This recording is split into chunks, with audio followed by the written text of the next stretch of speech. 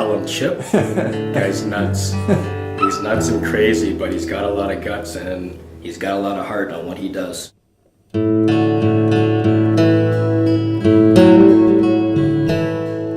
and I wish I had that kind of drive to keep going.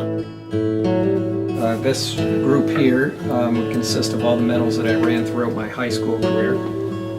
This next group would be everything that I won in my university, my 5 years of university at the University of Windsor, and everything else here is my collection of medals over the last 2 years competing as a masters athlete. All of this is the last 2 years? This is That's incredible. all the last 2 years. That I enjoy about running is it's the truest form of sport. You know, a pair of sneakers, or you can go out barefoot and start running. No equipment, no apparatus, no implements necessary. It's by far, just it's sport. Just run, right back from the days of Greece and the marathon. That's it's the truest form.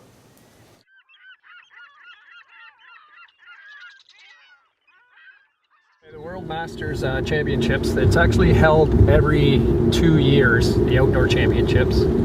And then they have a World Indoors Championships that are every 2 years, but they're the years in between. So the actual indoor championships was in Kamloops in 2010. So that's when I first learned that there was actually a World Championships.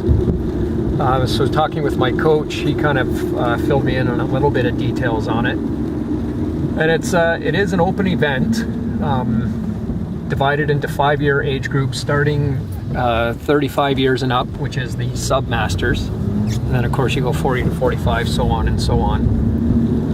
Doing a little bit of research on these championships, I realized that they are actually a highly competitive event. You'll see a lot of former world-class athletes, Olympic champions.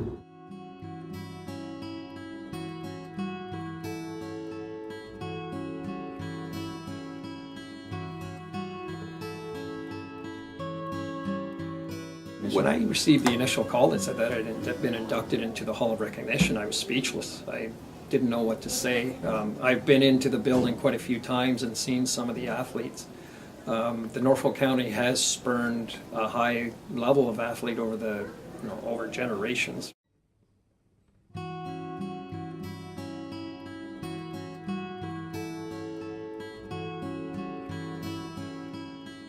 People when I'm out for my jogs now that are saying hi and congratulations, and people that wouldn't normally stop me on the street for sure. Well, I had several roommates. One roommate in particular, O'Brien Gibbons, was an Olympian in 1996. He retired from competition in about 2000, I would say, right around when he turned 30. There's other people that are out there right now who can go out there and will continue running until they're in their 80s and 90s. Yeah. And I'm very impressed with all those guys. The Masters offers that that welcome feeling of just competition or competing. That's what they like to see. Involvement is really what it directs to. I expect Sacramento to have a high number. I know that the United States Track and Field Federation does have a large Masters contingent. So with it being home games for them, I actually expect some records to be set as far as number of people competing.